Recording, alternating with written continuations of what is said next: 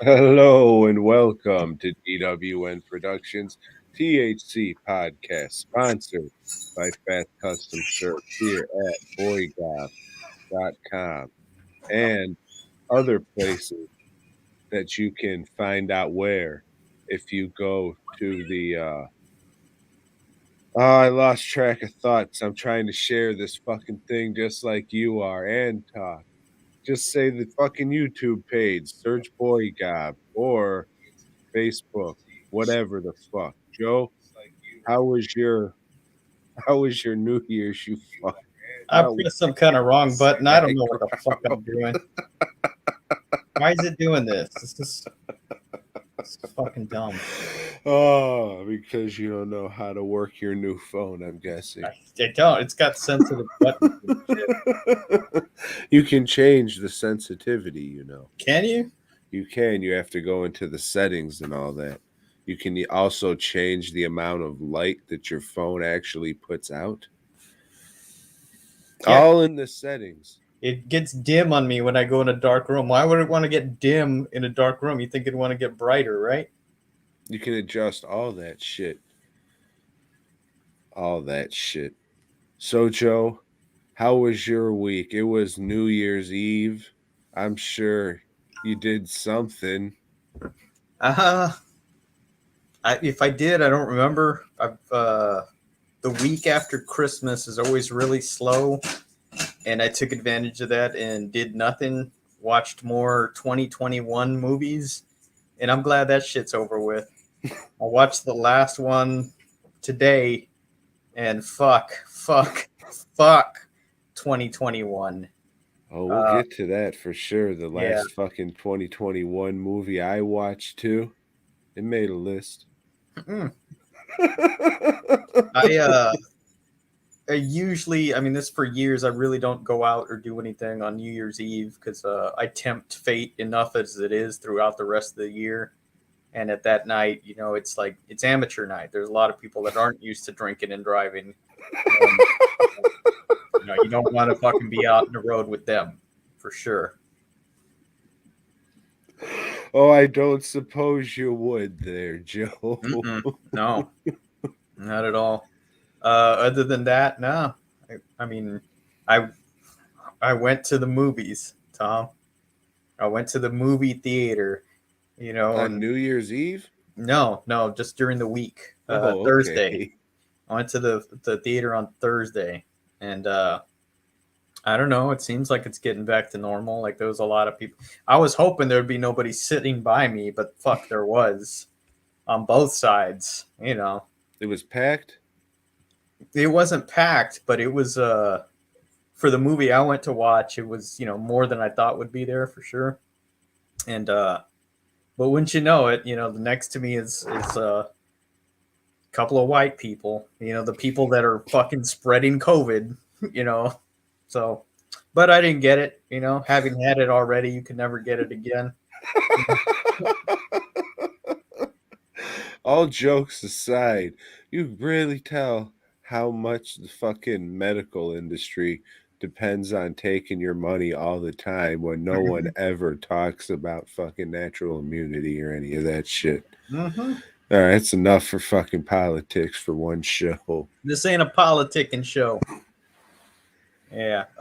Yeah, that's it. I threw some meat on the smoker yesterday and drank a lot. And that's pretty much it. Lisa wanted to play you ever played the domino game, Tom Mexican Train? My mom was talking about that, but she brought up this other thing called swoosh or something, and we've been playing that, but she did Uh, bring up we have a basketball thing in the front, but it's all fucked up. So no, never played swoosh. well, I got a basketball thing, and that thing is a Jones. All right. Basketball Jones. Got a basketball Basketball Jones. Jones. But yeah, Mexican Train.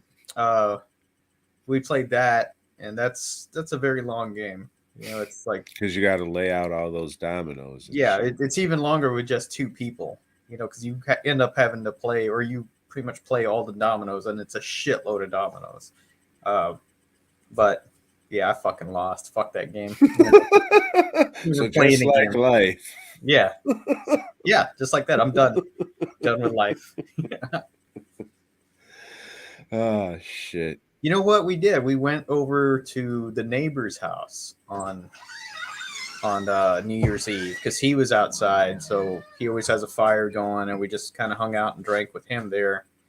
And yeah, there was some fireworks going on. So Lisa had gave Skylar, our dog Skylar, some fucking dog dope or something, but she's Oh, still so the fireworks won't freak her out and right. shit. But she was Yeah. still freaking out. She goes into the shower and like hides in the shower and cowers there, you know. But I don't know. Nam flashback. Yeah. Nam flashback. Yeah. Well, I mean, she's a rescue dog, so who fucking knows, you know? I don't. I don't either. I don't know why you're looking at me. Yeah.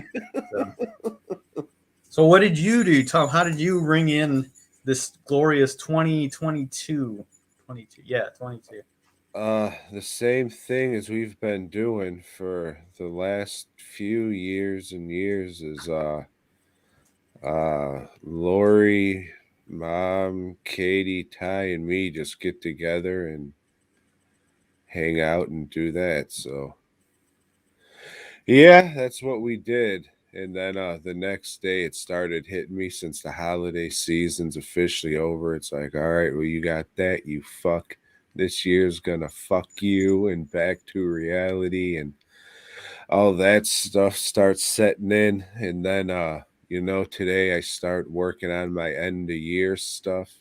And since it's the beginning of the year, all those bills and bills and bills are due. Fuck of the January, Bubba. Oh yeah, yeah. I got all my notices for the various taxes, the shit the week before, the week before Christmas. All that shit came in, and that's Damn. just the stuff for this area. You know, I also get like notices and everything for Corpus. You know, I got to pay the property tax and Oh, that okay. I was like, you got tax shit already? How the fuck did that happen? I was no looking shit for I that gotta shit. pay. Yeah, I mean, well, even when I do the regular tax shit, which I put off until the last minute, because I have to pay.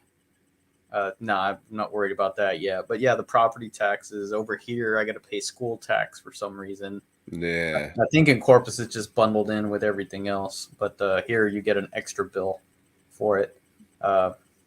Yeah, yeah. A What lot of about shit your to pay. car insurance? There's that. Now I've got another bill. You know, Yeah. no, actually, my car insurance I did in November, so I'm good for 6 months on that. What about your regular insurance? Uh, fuck, I don't know. I don't know how That's a that works. monthly thing. Yeah, it is. It is. Mm-mm-mm. Yeah. Yeah, but fuck it, you know? It'll Yeah. all be good as long as we keep doing this podcast, right? Yeah. That was me knocking on the old wood there, Joe. Yeah. But yeah, it was just back to reality, and the depression started sinking its fangs back in. So here we go, 2022. I'm not looking for it, but forward to it. But here we go. Yeah. So, Joe, you watch any good movies? I watched some. Hey, wait, can I ask you a question first? Yeah. Sorry. Sure, ask me a question. No You need ever to see the apologize. deathbed video? The deathbed video. I think I've seen it. I think I was the first one to see it. Hey, thanks, guys. So tell us all about what is this new awards ceremony? And did you go? Were you in a tuxedo? Did you walk up to the podium and do like You'll have to find out for yourself as long as you're 18 years of older and know where to find it. Okay. All right. So movies, you see them, yes? I saw a movie called Death Valley. I believe this is a Shudder original, or what they like to call Shudder original. They just slap a fucking label on it. It's a Well, to begin with, even if it is, this movie is not original by any means.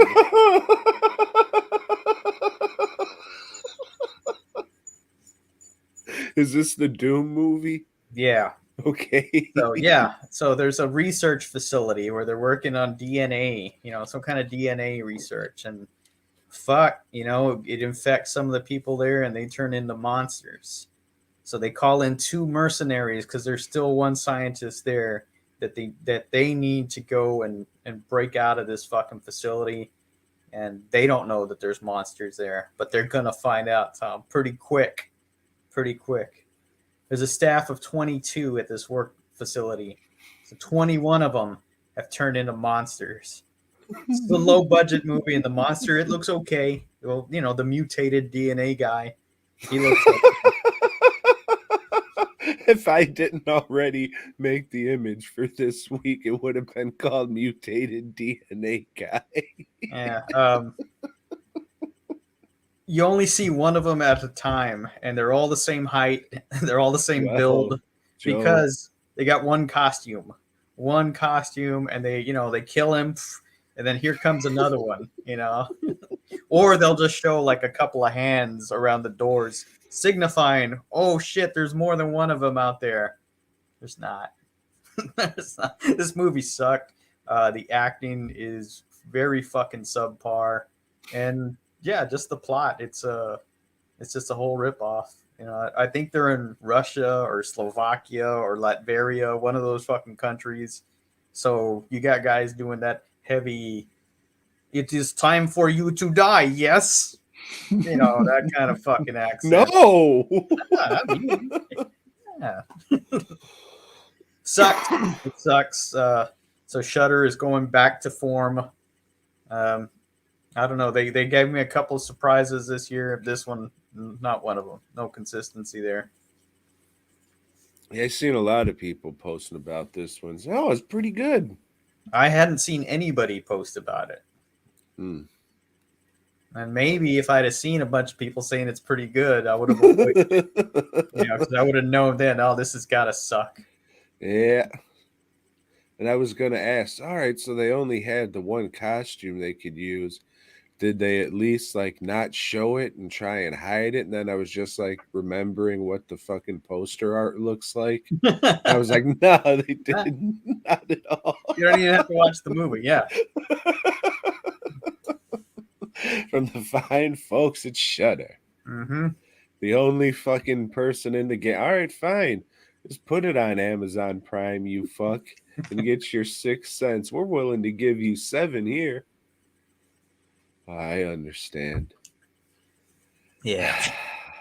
So, Shudder. yeah, because I watched that thinking, man, I'm going to watch another 2021 movie that, boom, is going to shoot right up to the top of my list. This one didn't.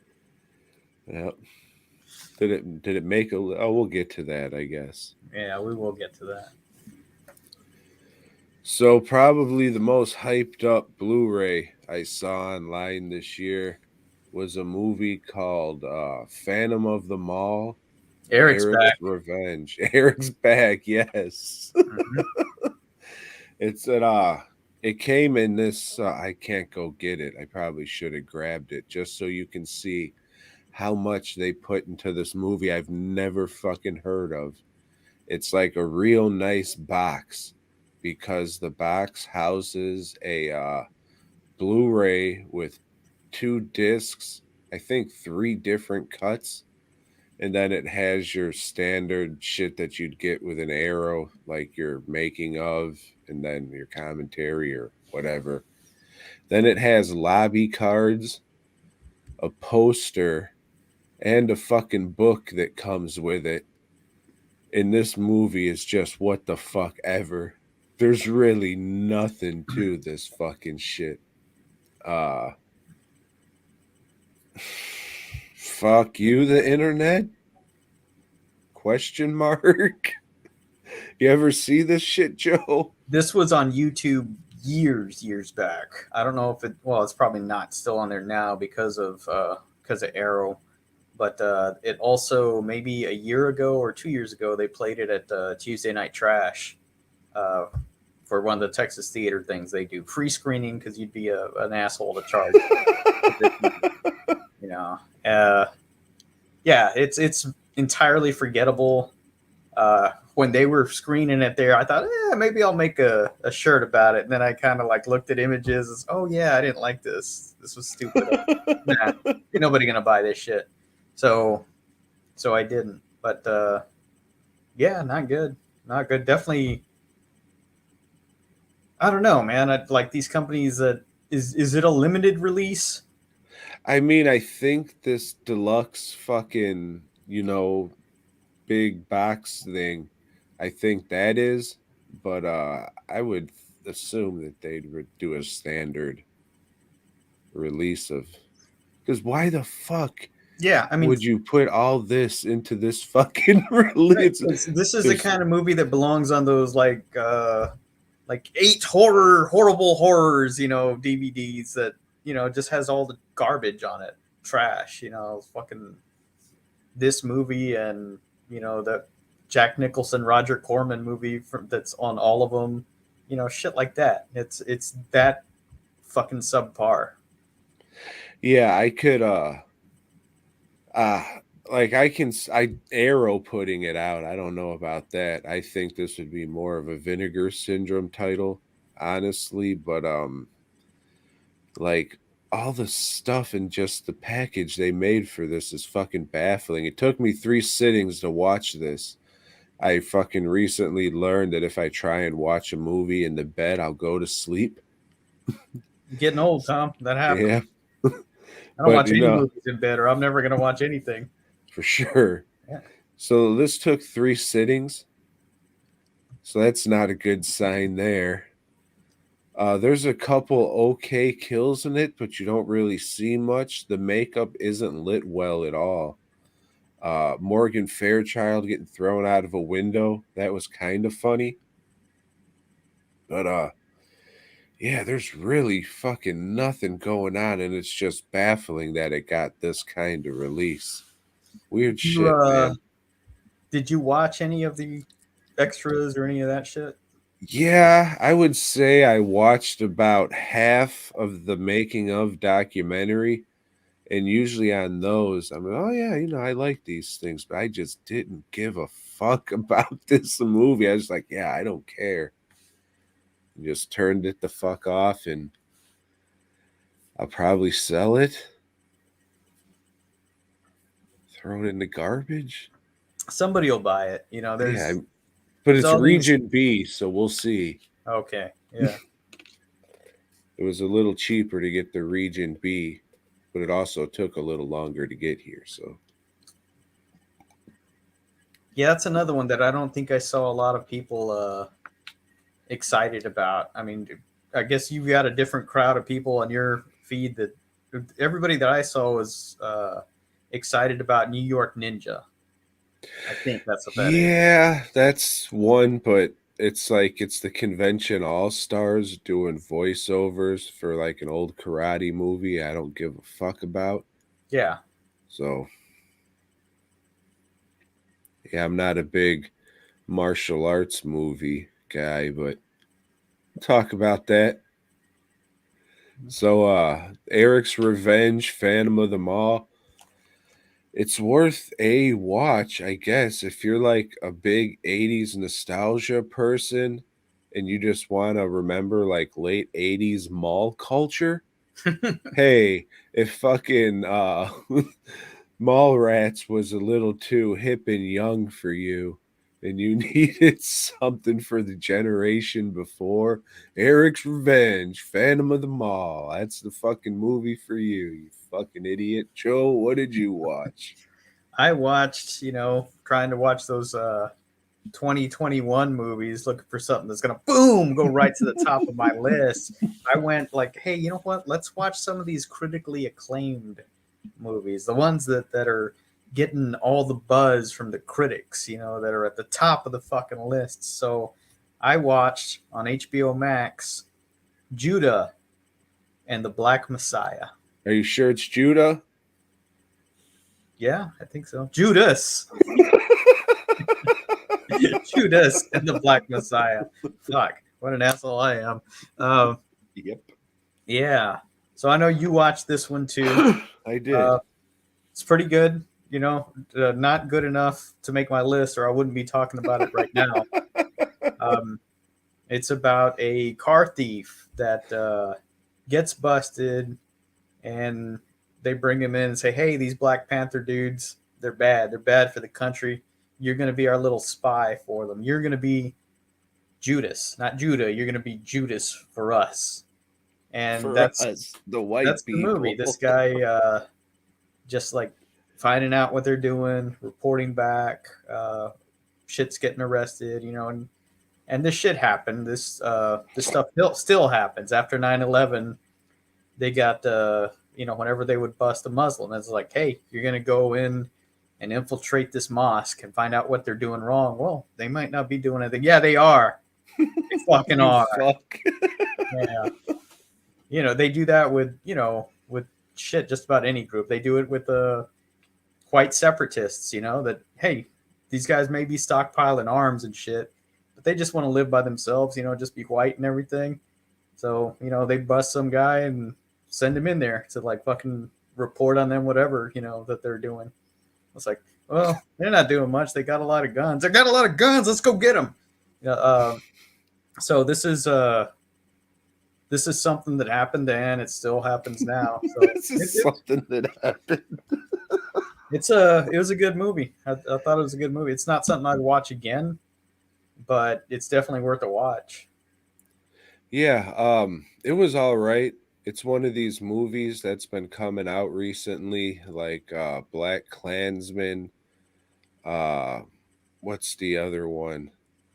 Detroit Detroit. and Detroit. Sorry, and the one with Emmett Till where they did it. That was a really good. Tales from the Hood too, Yes. where they make these real life stories about the atrocities that white people have done.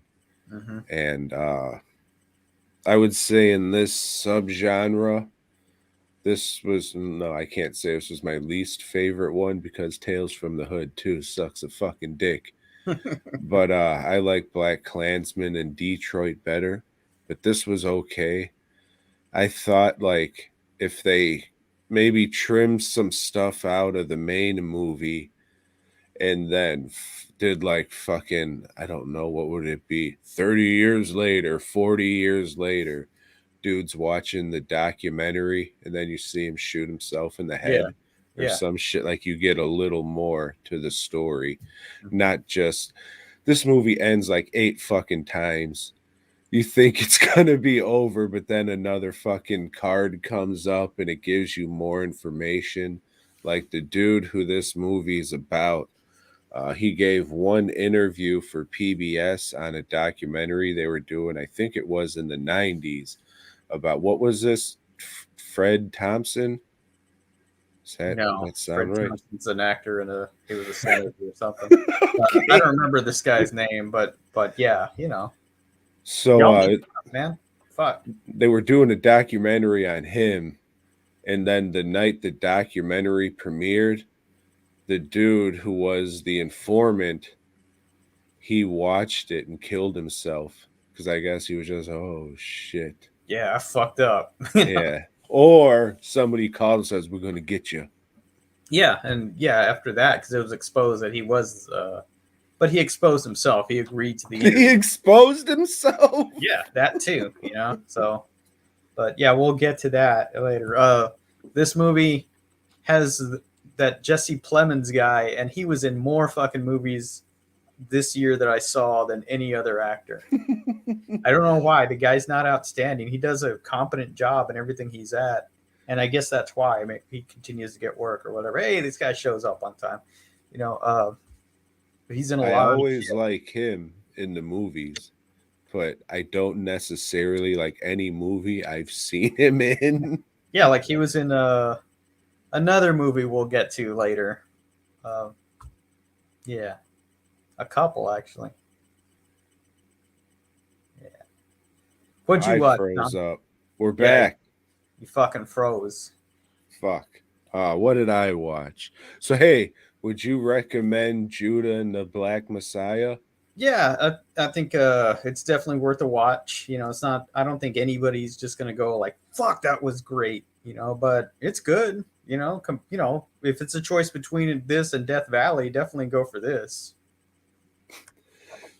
Oh, I would recommend one watch. I don't think I'll ever go back, but I went through the special features, and you know, the whoever you'd think in your head directed this movie, you're exactly right.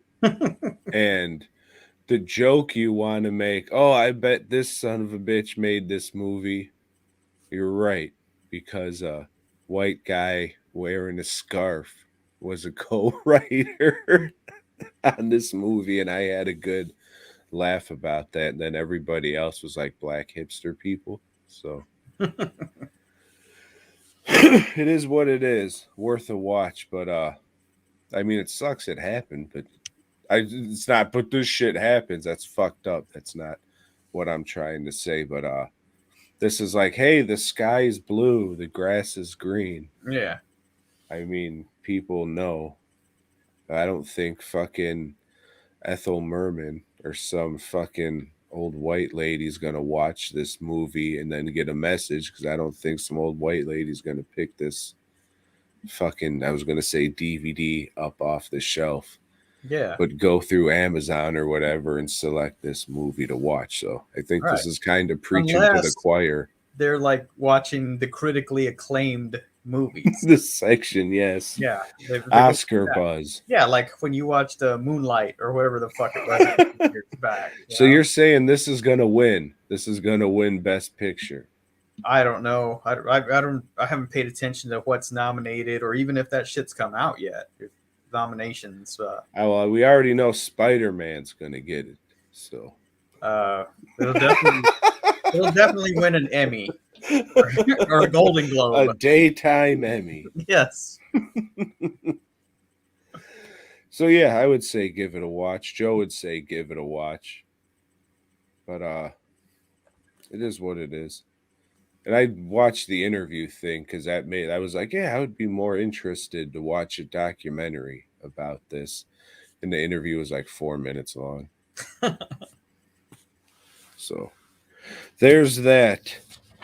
Joe, I watched last night in Soho. Have you heard of this movie? Did you watch this movie? You know, this one has a lot of critical acclaim buzz behind it, but It I haven't looks watched so it. nice, Joe, and Does it's it? shot so well.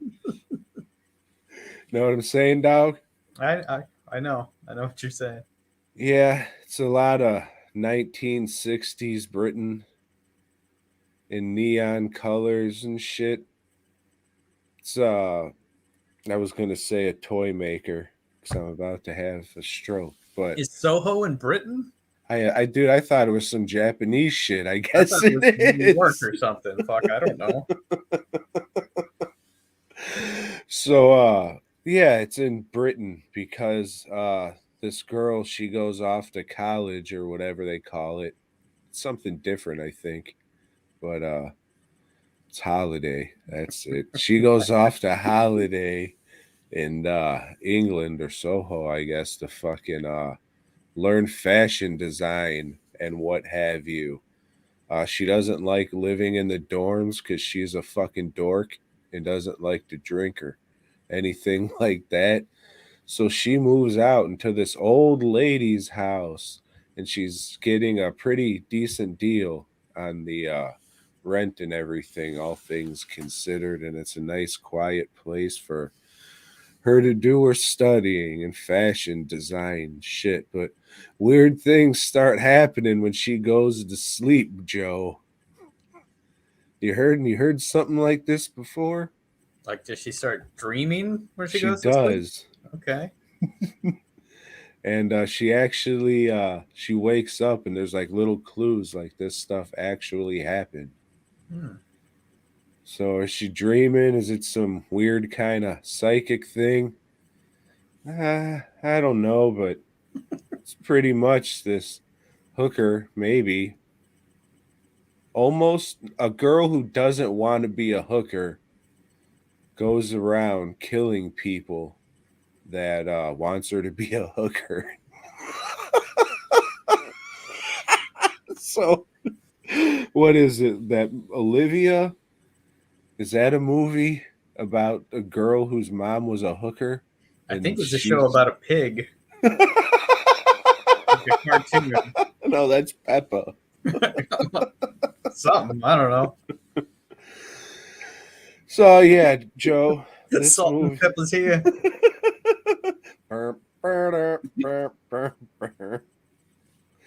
This movie looks nice, Joe, and it's shot so well.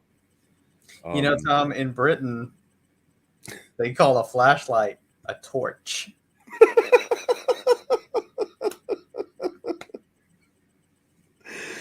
Oh, mate.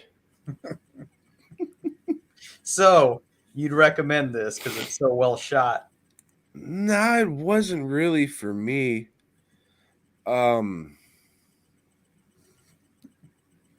Yeah, like 1960s, I don't give a fuck about. Especially don't give a fuck about Britain in the 1960s, dude. The mod era, I think it Y- was. Yeah, it was like Austin Powers looking shit. Uh like the clothes, the dress and everything. I don't know, man. I liked Hot Fuzz. I didn't care for Shaun of the Dead, so I don't know why I keep watching this guy's shit. Oh, it's that guy? No shit? Yeah. Huh. So I think I'm gonna stop now, but I could see why people would like this. But then again, I always confuse that dude with the guy that did Slumdog Millionaire. I understand. You know? They all look the same. But no, I agree that Hot Fuzz is the better of those two movies. I like Shaun of the Dead, but Hot Fuzz is just better all around. Yeah. You might like this movie, Joe. You were a Dreams in the Witch House fan. I was. I was. The twist, if you even want to call it a twist, you see it fucking, you know, but you don't. Is this a dream? Is she a psychic? But you figure out pretty soon what the fuck's going on here. So yeah, it's whatever. Take some mushrooms and watch it maybe. They're Maybe. legal by you. Some people eat mushrooms like they're candy. Yeah. So, Tom, I watched a movie called Candyman. This movie is beloved by horror fans. They're calling it a worthy sequel.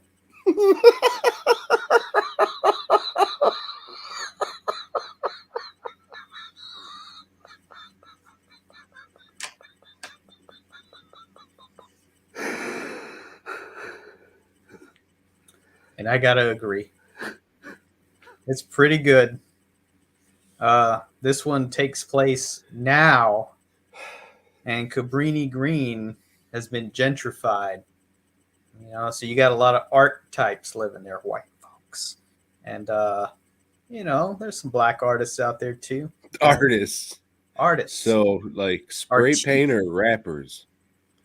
Yes. And I'm pretty sure they torqued Cabrini Green down, but I could be wrong. After the whole Candyman thing in the 90s, they didn't want those memories there. No, but it is a sequel, even though you got It is a worthy sequel. playing Candyman. I mean, that's all right. None of that shit matters. It's because it's more about, like the first one was. It was about like legends and myths and how that shit comes to life, or you know, the horror of that. That was the fucking point of the first one, and then the second and third one. No, let's fucking go into the back history and all that shit. And that got stupid, as sequels tend to do. But we'll get to that for sure later. No, I liked it. I thought the fucking music was good. You know, they kind of tweaked Philip Glass's score a little. I don't know who did the music on it, and it was just a good fucking flick, and it had some good effects. One of the things that I didn't care for is there's a lot of Poltergeist 3 mirror shit going on. You know, if you've seen Poltergeist 3, listeners, watchers, then you know what I'm talking about. So, like, you'll see Candyman's in the mirror, but fuck, no, he's not there. He's just in the mirror. Let me look over here. No, he's not there. He's in the mirror. Uh, I think had they done that a little bit more sparingly, it would have been more effective. But overall, fuck, I recommend it. You know, now I'll watch it again at some point, but I'm talking about it now, Tom. And I thought, you know, I'm going to watch this when everybody said it was great. Boom, it's going to go to the top of my list. I'm talking about it now, so it's not on my list. But would recommend, definitely. Yeah. After rewatching Candyman, when did we do that? A couple months ago or so? Mm-hmm. I think it was before the movie came out, but yeah, I lost all interest. I was like, this kind of sucks now. I remember you said you like it, but I did. I still like the first yeah, one. not for me, dog. Too No, many white people. not for you. Yeah. Yeah, But they all get killed in this one, I think. that's good. Mm-hmm. Uh what do I got? Red Rocket, aka Dog Dick. This movie has nothing to do with dog dicks. Not sure why they named it Red Rocket, Joe. This is about it says ex Thank you, porn. bootleg. Sorry, go ahead. This says ex porn star. He goes back home to Texas City, Texas, Now, which this is movie's getting a lot of critical acclaim, Tom. it is. Go ahead, go ahead. This is from the bloke who made the Florida Project. Mm-hmm. Florida connection. Yes. And it's about a not retired, and not so a dude who does porn and I guess is a pretty fucking big name in porn has nothing to his name. He drives a Greyhound. He drives the fucking bus himself. He takes a Greyhound bus back home to Texas City and has to move back in with his wife and to the wife's mom. And I guess he turned the wife into a porn star and it didn't work out for her there. So she went back to live in Texas and become a prostitute. So he says he's getting his life together. He's going to find a job if he can live with them. Of course, they're not speaking or anything, but the mom wants them to be together for love and all that bullshit. So he can't find a job because he's a very well known porn star. So he's selling weed and he finds a donut spot that's good to sell weed to like all the construction workers and plant workers that come to get their shit in the morning. And the 17-year-old girl who works there, he starts grooming her to be in porn because his thing is, oh, she's my ticket back into the porn industry. Okay, he's this big time fucking porn star guy who everybody knows. Oh, I have hundreds and hundreds of movies and shit. Wouldn't you at least have one fucking connection from all these people you've been in and out of that you could get another job somewhere in the same field there? Like, this whole thing was very weird to me because like his big thing was like, oh, I got $3,000 saved up in this girl, so we're going back to California. She's my ticket back into porn. It's like it just that was the plot and shit. It just didn't really make any sense because you would figure there, even if it's the lowest of low rent porno companies out there, would pay you $100 to whack off on camera or something. You get what I'm saying? Right. Yeah. Because now you can. Yeah. You don't even have to leave the house. Yeah. Yeah, if you're this big time, I've won all these AVN awards and shit. Because I Mhm. mean, they say this in the movie. He's Yeah. like big time porn guy and shit. So, I mean, if that's the plot of the movie, and I don't know about the fucking and sucking business myself, but I would assume you're this big guy. You'd have work, or at least know some, oh yeah, my cousin fucking runs a loading dock or something. Like you would have worked with enough people that you would have connections for, even especially if you were trying to get back in your same industry. What the fuck would going home a few states for $3,000 and going back with an underage girl do? But I mean, if you can get past like that big, I don't know if you'd call it a plot hole. I would say just maybe not great writing. But if you can get past that, like it's a wild movie with some crazy, despicable shit in it. I had some laughs, and I mean, it was okay if you could get past that shit, because that's just fucking dumb to me. Like that just how did this motherfucker, like he won, I think they were saying like best oral 5 years in a row or some shit. So I just can't see how he couldn't find work, is what I'm saying, in the same industry he's trying to get back into. I don't get it, but just like the Florida Project, it's good, it's worth a watch, but I'll never watch it again. I don't even know if I would like it as much as I did if it wasn't shot like fucking 20 minutes down the road and everything's just like, yeah, I could see this going on here, and it was all familiar to me. Yeah. So I mean that helps for sure, but like this is a big glaring flaw in this fucking movie. I just don't understand that. If somebody wants to explain that to me, maybe I missed something, but that seems like kind of a big deal for a movie. Like you could replace that with any fucking like industry thing. You replace porn star with baker. If you're like the world's greatest baker and worked with all these people in the fucking baking industry and shit, you wouldn't be able to find one person to get you a job. What the fuck? So, would recommend, but you got to get past that very, very glaring, questionable writing, I guess it would be. 2021, Joe. Yep. 2021. So Tom, I'm looking for shit. 2021 movies, hoping to find something that's gonna boom go to the top of my list. Mm. I see this trailer on Netflix for a western called Power of the Dog, and this western looks like, well, shit, they're not giving me much, but that looks like it's gonna be all right. It's got some fucking intense music, so I'm thinking this is gonna be a pretty intense movie.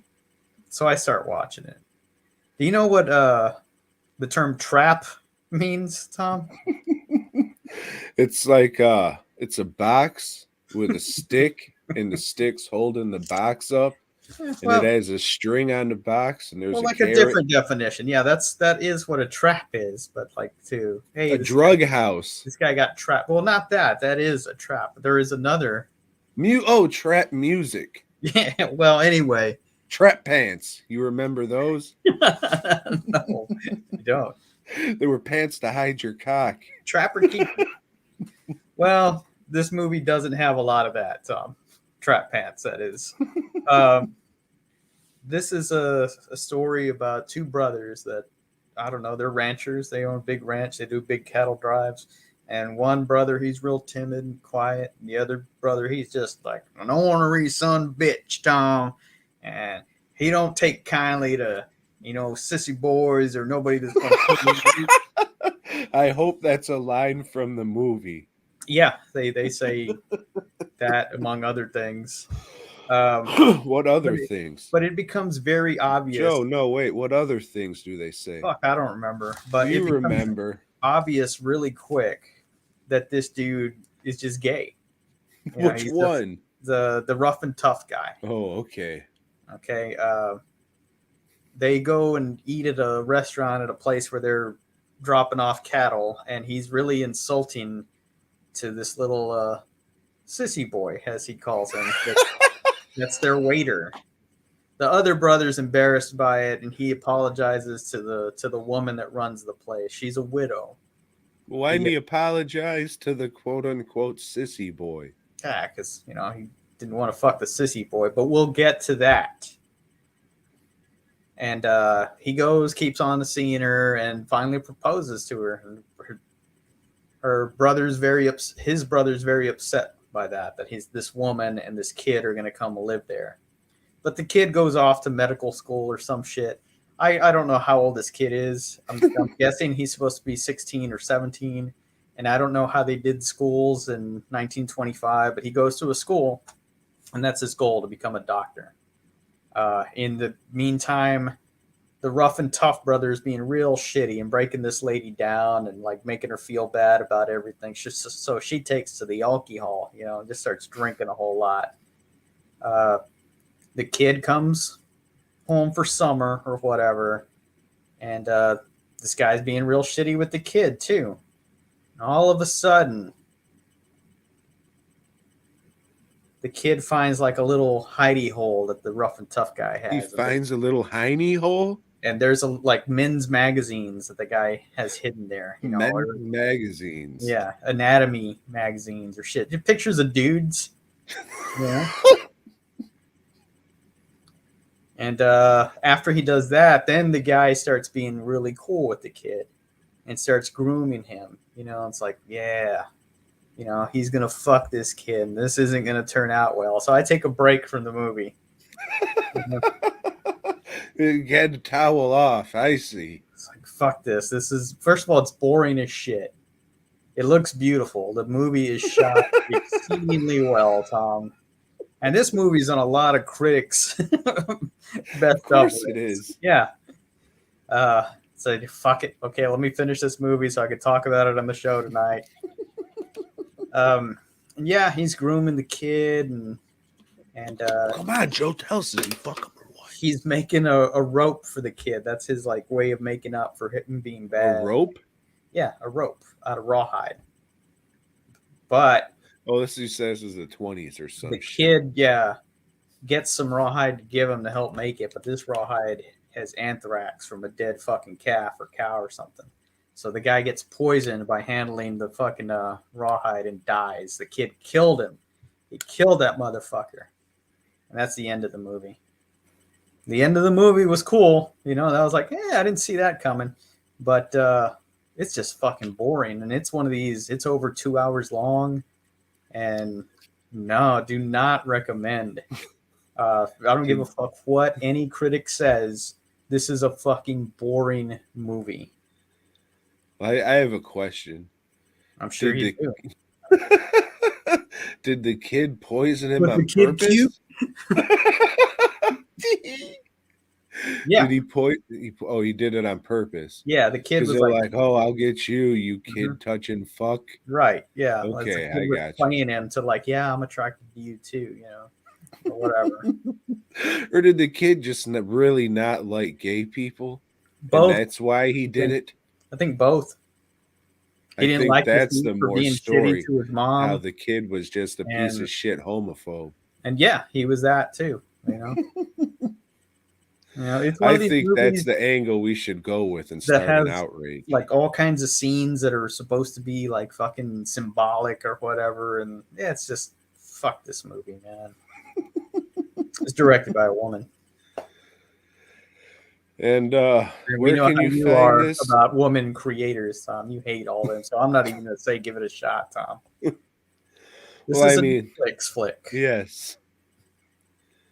So that's one below Shutter or just one above, depending on who you ask. But I'm saying HBO Max is below all of them because of all the fucking movies that I like, maybe two of the HBO Max originals or whatever they fucking want to call them.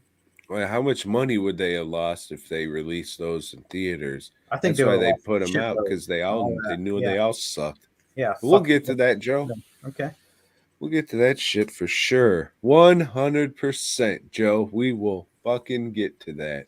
That is all I watched, and I am done watching 2021 movies. It is now 2022, so I'm gonna go back to watching movies from the 80s, and 90s, and 70s, and all that shit. Well, I hope you enjoy them, Joe. I will. I do. I'll be watching one that I've already seen and one that you watched this week. But I'm eager to revisit it because I remember liking it. Which one was that? That would be Alley Cat. I was next on my list. Would recommend. I'll watch that tomorrow. If you want to All wait to right. talk about it, if you don't want to, I've already seen it. Yeah, So. I mean, that's fine. I don't give a shit. I'll remember what happened. Hey, speaking of traps, go watch Alley Cat. Questionable lead. I watched Strike Commando. Have you heard of this? No. This is a Severin release. I think it just came out this year. I also have Strike Commando 2, but I'm going to watch that one this week. This was a pretty fun movie, Joe. Um, I don't know how fun it would be if it didn't have just a total awful dub job on it, but that definitely helped with the enjoyment of it. Uh, it's it's wild shit, man. Um,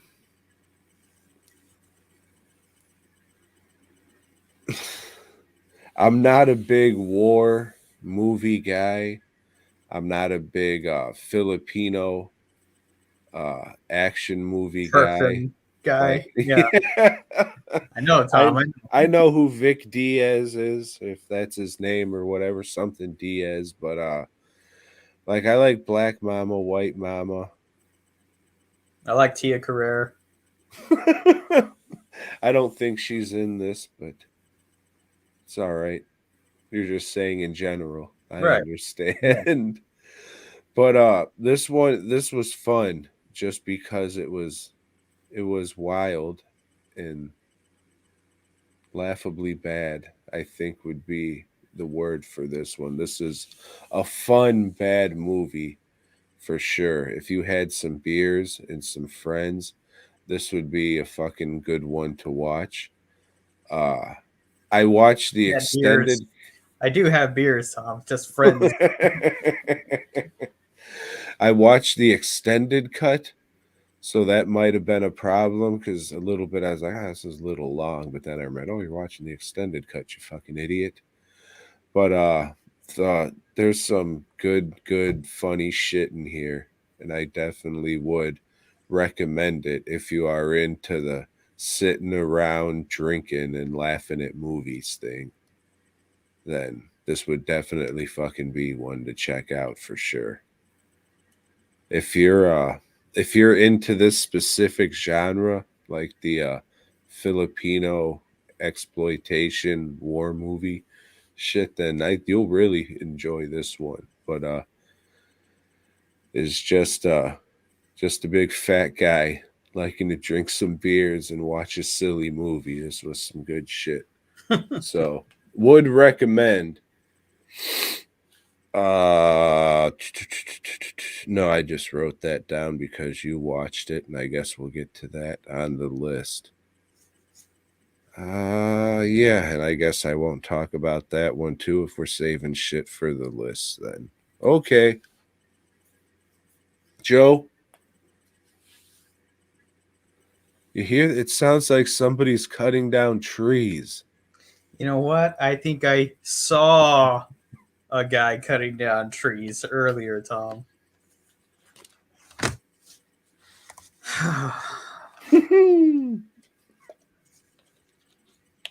Okay, folks, we're continuing our fucking journey through the films, the Texas Chainsaw Massacre franchise, and this is our look at the third entry, which is Leatherface, the Texas Chainsaw Massacre 3. Yeah. This will not be the only movie in the franchise called Leatherface. Right. However, it is the only movie in the franchise called Leatherface, the Texas Chainsaw Massacre 3. Which company put this out? They bought the rights, right, from Canon? Yeah, New Line. New Line. Okay. Yeah, hoping to push Leatherface to the forefront and just establish him as like a Jason's or a Michael's serial killers slasher type hero. I got that they really wanted to push this to the rock crowd. Like, this was the killer for you guys. Yeah, Come it on, does you have leather jacket wearing fucks. a metal soundtrack, which a lot of these bands now you wouldn't have heard of them because none of them got that big. Maybe Death Angel is the only one that still plays, that still like maintained their band or kept a fucking active fan base. You're But telling me Liz Rocket with 2 Ks isn't... Lazy Rocket Oh, or there some you shit. go. Liz Rocket. Yeah, fuck, who knows? Here's your invitation to come join Leatherface. That is the worst shit I've ever... And I've No, had it you've in heard my worse. head all week. No. That's fucking... Then it What do did you its mean job. this is your invitation? To join him for what? Shit. So we got a couple of names here behind the scenes that we've Your before. buddy David Shaw and Jeff Rock God Burr. himself. Yeah, and Jeff Burr behind the fucking director's chair or sitting on it. Why would he be behind it? I don't fucking know. He likes to lean on shit. Yeah, there you go. Fucking take them through what this is about. There's Californians coming to Texas, passing through, I guess. Yeah, two sisters are driving through Texas on the way to Florida to return a car, maybe. That could have been a lie. You kind of get that they're trying to reconnect because they had a strained relationship over, I guess, one of the sisters living their life and the other sister just being mad about it. And then a new version of the Chainsaw family. You start meeting members of them along the way, and they're more or less different versions of the same characters. The same shit. Yeah. They say, hey, you should take this road. Wink. So they do. And then Leatherface gets them. But luckily, Keenan's dad shows up with a fucking trunk full of guns. And they all live happily ever after. And some aspirin. Get that whole fucking thing. I thought he was just giving them aspirin or something, and then they start passing out. Yeah, he gave so they were the two sisters. I can't remember the family members' names. Let's just call him Squirrely Bob. Runs the two sisters off the road, and then Ken Foray sees it. So he's, oh, you guys all right? Here, take these pain pills, you fucks. We're in the middle of the woods. They might make you a little drowsy. And then he fucks them. Yeah, that's weird thinking about that shit now. Yeah, it was just I didn't get that part of the plot. Like, how are you gonna? I don't know. They You didn't know. even have any water. So he's going to a They're just swallowing pills dry. survivalist weekend with his survivalist buddies, but he doesn't have his M16 loaded. You know, he doesn't have the fucking clip. He just has all the fucking bullets in a coffee can. I mean, just in case he got pulled over. I guess so, but I don't know. I don't know. We got in this movie we've got Viggo Mortensen, who went on to I think bigger that was things. Fancy Dan. I think he played Fancy Dan in the movie. Oh, I wish you'd call him Tex. I'd call him Kerchief the Jerkin Boy. This time, we finally got Mama in a speaking role. You know, Then who gives a shit, really? we've also got a little girl that's part of the Sawyer family. Who's supposed to be Leatherface's daughter from a Right. girl he raped? Yeah, but who gives a fuck, yeah. really? And we've got Grandpa looking as fucking bad as he's ever looked. And this one had much more money than the first one, and even makes the first one look adequate, you know. My takeaway really from these movies is that a fucking chainsaw is a very ineffectual weapon for killing folk. I mean, if you're using it to chop up a dead person, Yeah. you know, then sure. But Leatherface, from what we've seen so far, is a very clumsy boy, and he shouldn't be running with such instruments. Yeah. But we did see, like you said, some character growth from him in this one. He's a father. He's trying to further his education. He knows how to spell. You know. So there's that. You know, he listens to music. He's a connoisseur of, you know, different kinds of Rocket. Rocket. Come join me.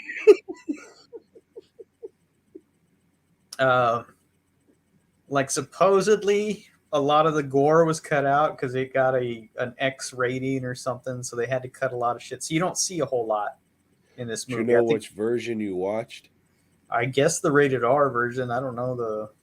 And right, I watched the unrated version. No, I didn't watch that. I did, and there's still a lot missing.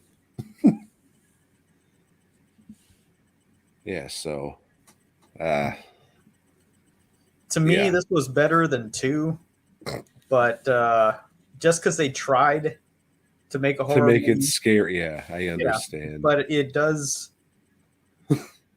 It just falls apart, you know. And how can you make something that you want people to think, oh, this is going to be a great fucking scary movie for you to go see, when they had that fucking Excalibur trailer? You know, and the fucking saw rises up and Leatherface, the Texas Chainsaw Massacre 3. And this one again starts off with a narrative, you know, telling you about, you know, in 1974. I watch this movie every couple years, every few years. This is the first time I've seen it, Tom. Is it really? Yeah.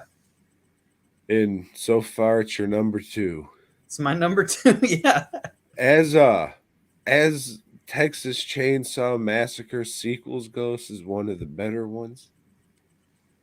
One thing I didn't like is that they didn't even bother to try to fucking that's it. Like Texas.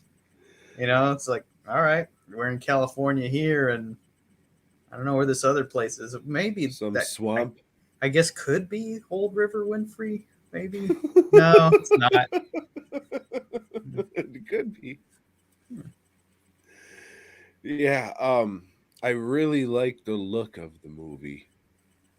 I think the movie looks cool and like a cool horror movie. Just the look and the lighting and like the wardrobe and the set dressing and all that shit. I like the look of the movie, and I like the shootout scene when Ken Foray shows up to the house. Yeah, a lot of those effects suck, but it was a cool scene that where, hey, he's blowing these people away, even though he had only thrown in like 8 shells into that magazine. It's not a good movie, Joe. No, it's not. It's not. It does again. It doesn't show it for very long, but has one of my favorite movie fucking stunt effects is where a dude's lit on fire. So got that for a few seconds. Well, I'm glad you like that because I only like those two things, and then the rest, not so much. Uh yeah, it's okay. You can understand what they were doing, but better luck next time. Tee hee, tee hee, tee hee. So next So time is what? The next generation or sure is, Joe. new Sure is. generation?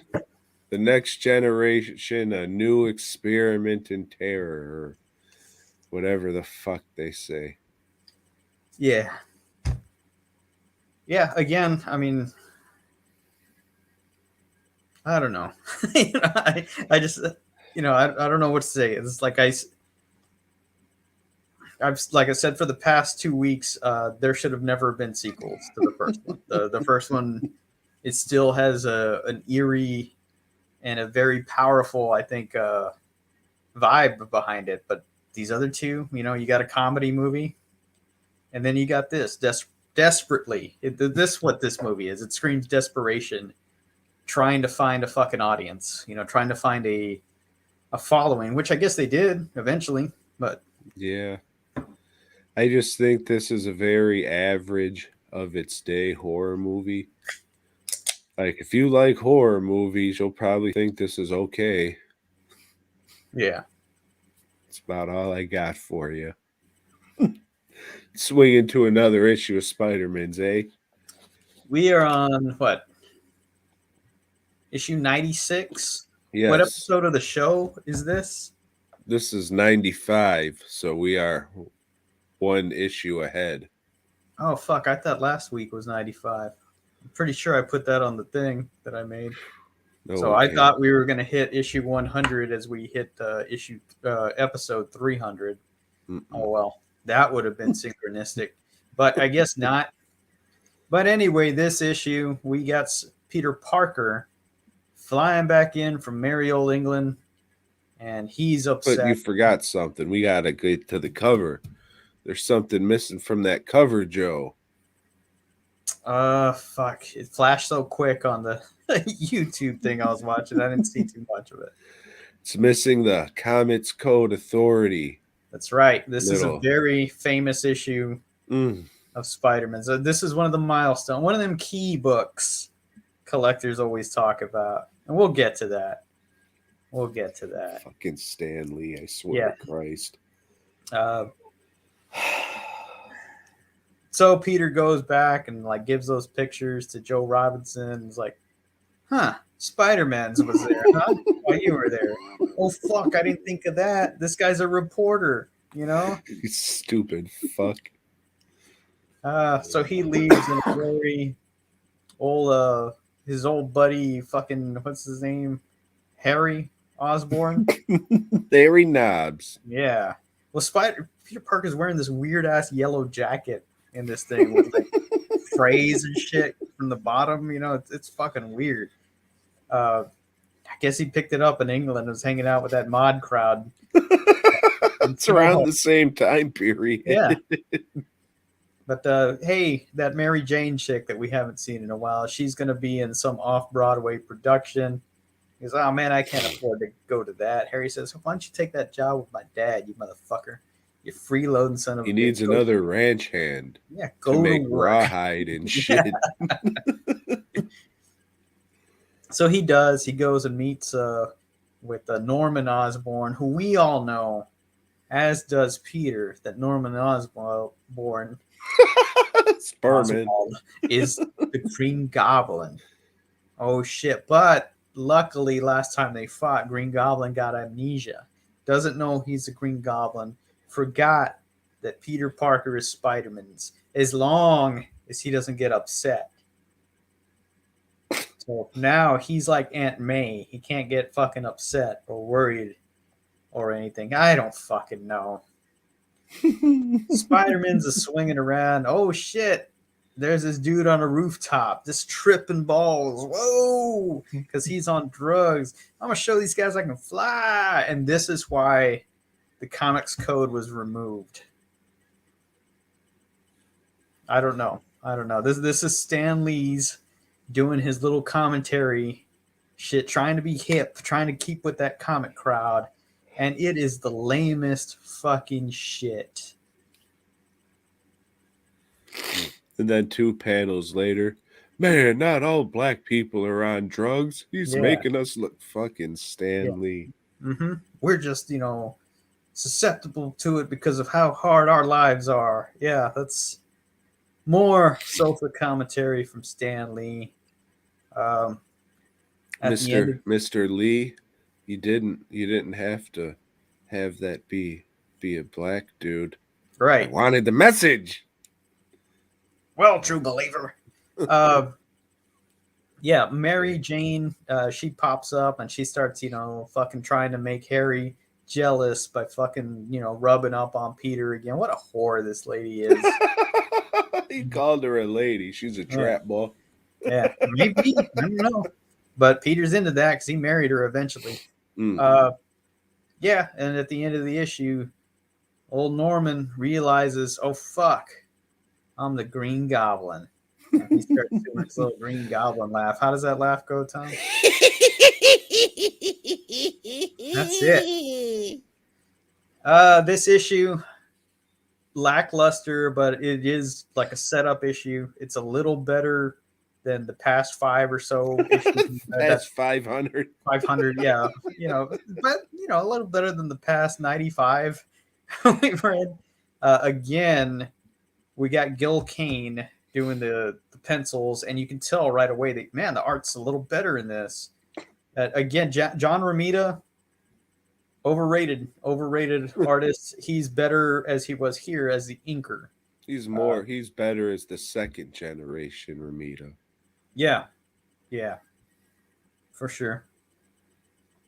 But at least we found out that Green Goblin has fucking closet hideouts in every building in New York that he just stores spare equipment and costumes in.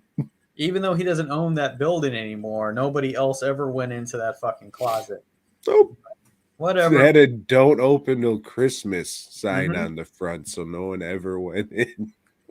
So next week, we got another slugfest between Spider-Man's and the Green Goblin.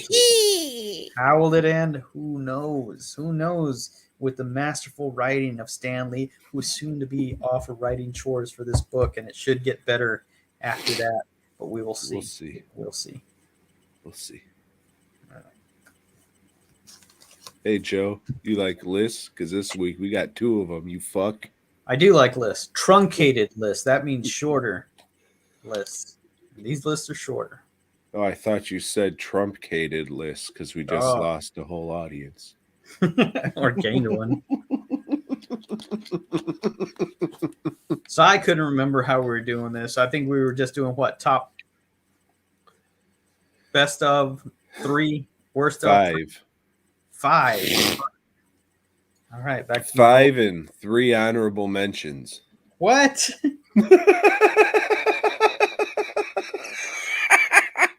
I'll get you, Spider-Man.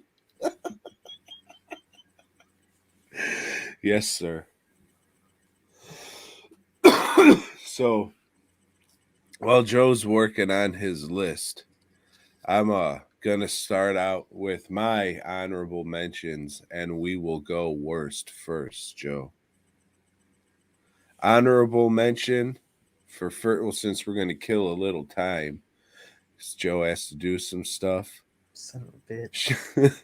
Shiva Baby and Mail Order Murder almost made the honorable mentions. Fuck them. Barry, you remember me talking about this one not so long ago? It was the director just found like a really big doll, a bear doll that was big enough for someone to get in and make it move, and they made a Stupid slasher movie with Felicia Rose. Anyways, Barry jump in a lake fucking sucks. Fuck you. And then I have Clifford, the big red dog. Not because the movie itself was such a piece of shit, it was just a bad fucking kids movie, but for the simple fact that their fucking promotional art was all Christmas themed because it came out during the Christmas holiday season. They knew their movie sucked, and the only way they could get fucking people into the theater was to make them think it was a fucking Christmas themed movie. And then they go in to see this fucking thing, and it's New York in the springtime. Clifford the big red dog, fuck you. And then my last honorable mention, it wouldn't be a fucking worst movies list if something from Shudder wasn't on there. And I have one I watched at the beginning of the year. That's Slacks with 2 X's. Slacks with 2 X's? Fuck you twice. Because this was a piece of fucking shit. This could have been a funny fucking horror comedy, but it was just a piece of fucking shit. Slacks with 2 X's? Fuck you. Joe, yes, the killer pants. Fuck it. Joe, you got some honorable mentions for worst movies of the year? And this is 3 of those, right? Yes, sir. Okay. I have The Little Things.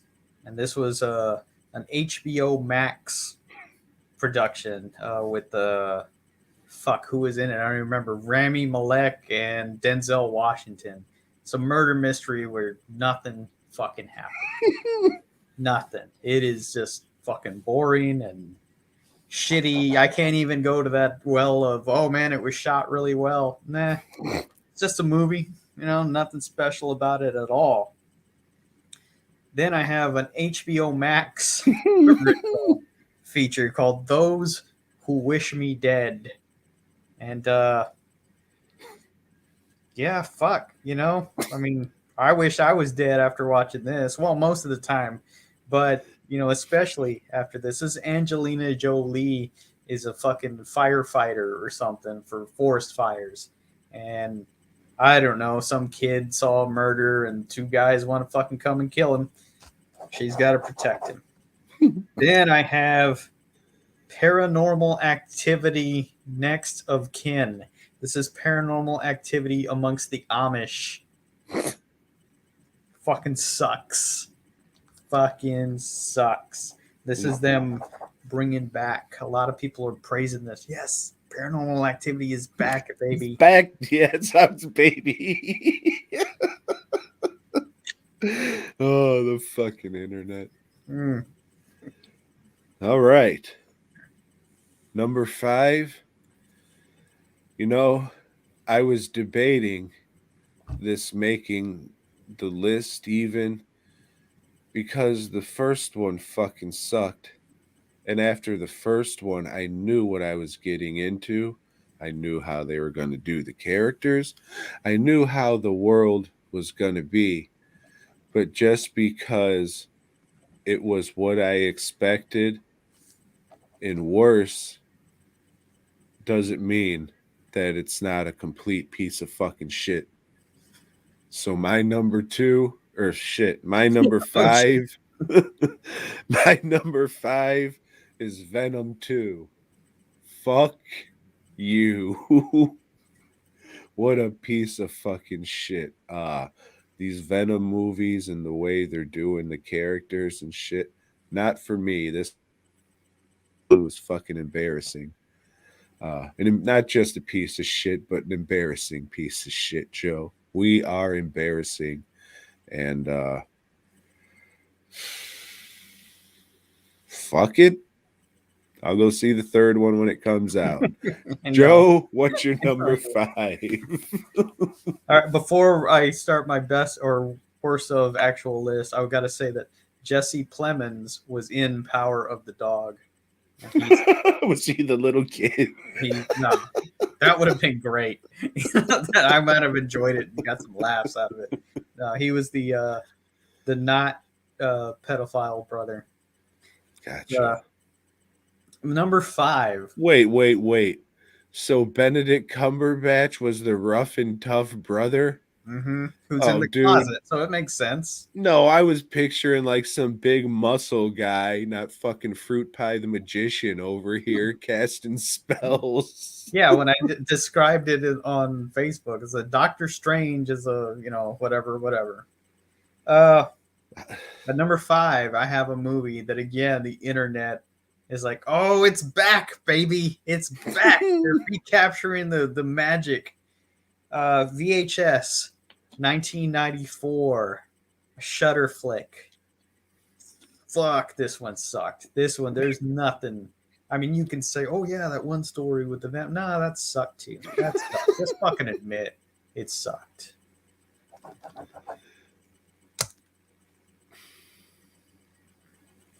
My number 4, Joe. What else could I say but we're the monsters? I guess it would be Evil Dies Tonight. Or fuck you. Halloween Kills. Go jump in a lake, you fuck. What a piece of shit. Not arguing with you, Tom. What do you got for number 4, Joe? At number 4, I have a movie that has nothing going for it but people that just fucking love nostalgia. 8-Bit Christmas. An HBO Max flick, I think. Holy fuck, man. God, they're... Oh, fuck Nintendo.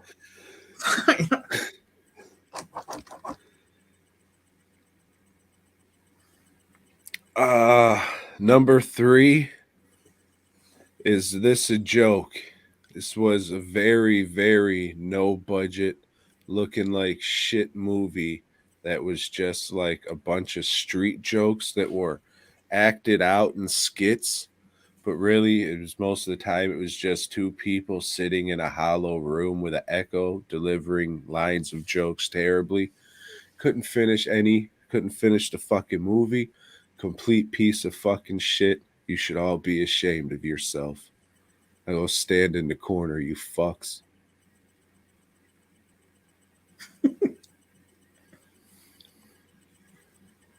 Number 3. And number 3, I have a movie that wasn't even made this year, but everybody's saying it was. And that's Justice League, the Snyder cut. Whenever it came out, or whatever they're saying, like, oh, it's a new movie because it added all, like an hour worth of shit to it. It fucking sucks. It's an hour longer of a shit fucking movie. Fuck you, Jack Snyder, whatever the fuck your name is. You made a shitty fucking movie that should have been easy to make something inspiring or fucking heroic. Nah, this is just a fucking downer of a piece of shit. It fucking sucks. Oh, what are we on? 3. No, that was your number 3. Yeah. Okay. So my number 2 is the last 2021 movie I tried to watch. I couldn't finish the motherfucker.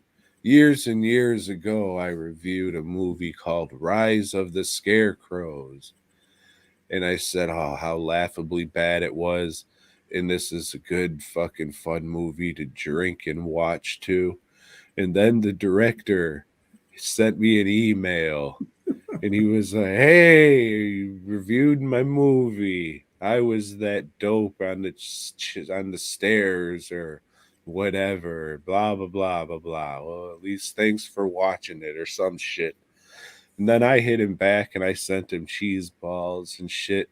And it turns out he's in acquisitions. He's the acquisitions guy for some movie company, quote unquote. And so this is however many years later. It's not like Rise of the Scarecrows came out that year. It came out years before. and Rise of the Scarecrows 2, Hell on Earth came out. And I was like, oh shit, I love Rise of the Scarecrows. So I got some beer, got some marijuana's going. What a piece of shit. This fucking guy didn't learn anything. If anything, he forgot anything he ever learned. Fucking piece of shit. I get it. When it comes down to it, it's just a guy who likes movies, likes making movies, and wants to make his own movies. But this just fucking sucks, you know? This is like one of the kind of movies that got me to stop making movies. Because if they're just going to make these just low, no money, having nothing going on, pieces of shit just to put on Prime to say you got a movie to get your 6 cents an hour. It's the streaming shit right now is definitely worse than I guess I was pretty young when they were dumping everything on VHS, but I definitely did or lived through when they were dumping everything on DVD because it was cheaper to make than Yeah. VHS. So everything was getting put on DVD. If you made any kind of fucking whatever for a few years when video stores and shit was still, it would fucking get on there. And that's like the business model now. Like with this Barry shit, is this a joke? It's just all low budget, nothing happening, fucking pieces of shit just to make content to go up on fucking streaming on Amazon and shit. It's just all fucking hot garbage. Like I said, if this dude's been making movies for a fucking while, and for this to be what he puts out in 2021, it looks like something that was shot and made in the early fucking 2000s just to be put on fucking DVD for some bullshit. Fucking shit, Joe. Fucking shit. Like, I would say don't watch Rise of the Scarecrows now. If I could go back in time, just like, no, I know what's coming. Just don't even bother with this fucking shit. So, Rise of the Scarecrows 2, Hell on Earth. It's kind of sad. Like, it is. It's like nothing was fucking learned in this time about making a movie. Just, it could be bad. It could look like shit. Just make it entertaining. Yeah. Or something. Like the fucking house that it's shot in. It's like drywall and spackle. It's like they're building a fucking house. And there's, oh, let's go shoot in this abandoned house that somebody's starting to build. It's fucked, dude. I don't even know. Maybe it's his house and this is the last ditch effort or some shit. I don't fucking know. But I couldn't finish it. Like, I just at a point I was like, well, this fucking sucks. This fucking sucks, and this is why I'm not making movies. So, and I paid to rent it too. I know you did, Tom. Mm-hmm. I know. Amazon Prime. At least I was smart enough to rent the fucking standard definition because I seen this guy's movies before, and there's no fucking way HD was gonna look any different. So, Rise of the Scarecrows 2, Hell on Earth. Go fuck yourself. What do you got there, Joe? And number 2, I have the Jesse Plemons movie, Jungle Cruise. Disney Plus doesn't have much of shit going for it unless you're a Star Wars or a Marvel fucking TV show fan. And I think that's what keeps their numbers up. They just did a Boba Fett show that's out now. So, yeah, people are going to be salivating and saying how great that is. Jungle Cruise, which I think did get released in theaters. It sucks. It's a fucking piece of shit. I don't know. Maybe Disney and people like that with a shitload of money are the only ones that can afford The Rock. So, they'll throw him in some piece of shit just so we can have some selling power. This movie sucked. I didn't like a fucking thing about it. I'm like, and I knew going in, I knew this was going to suck. and I was mad at myself for even fucking pressing play. You know, it's a piece of shit. I fucking hate it. So would recommend. No, no. Well, Joe, my number one worst movie of 2021 should come as no fucking surprise at all. Mortal Kombat, go fuck yourself. What a complete piece of fucking shit. Like with Venom, I knew what I was getting into, and I was probably not gonna like it, but I'm a Venom fan, so I fucking had to go. Mortal Kombat, go fuck yourself. Everything about this movie could go jump in a lake of shit. Oh, wait, it already did. Fuck you. Hate this shit. I'm a Mortal Kombat mark, and you didn't get me with this one, you fuck. Well, I mean, you did, because I got HBO Max to fucking watch it.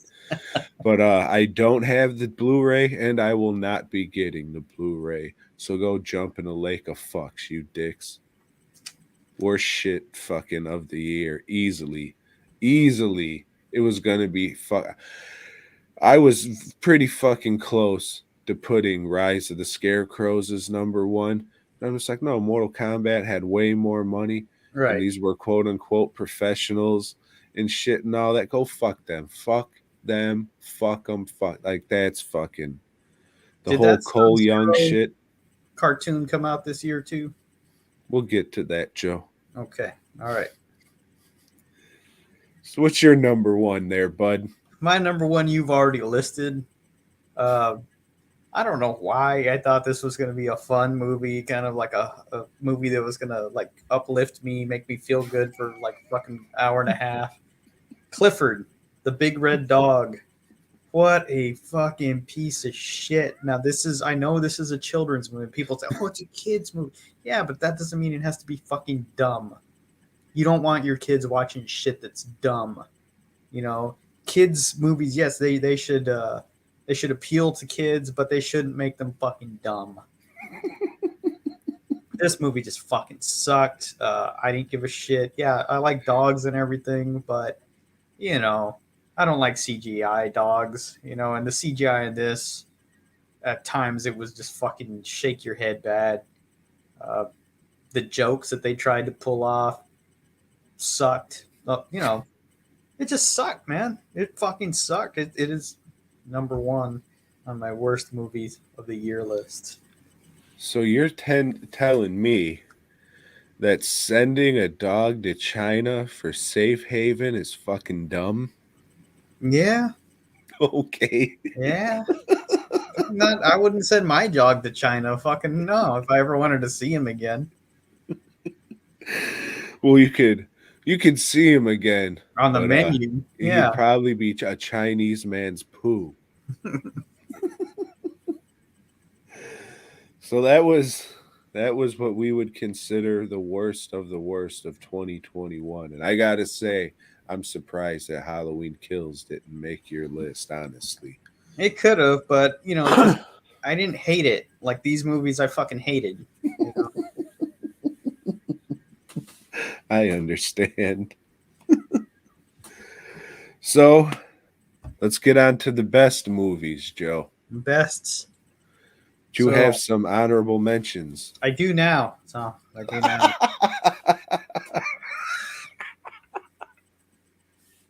I don't remember if this was a Shudder movie or an Amazon's Prime movie. This movie's called Gaia. It's a ecological horror movie, you know, about the Earth fucking taking it back because we're the fucking monsters, you know. And I dug this one. I thought it was well done. The ending is kind of hokey, but it's good enough to make an honorable mention. Then I have We Need to Do Something, a movie about people stuck in a bathroom after a storm.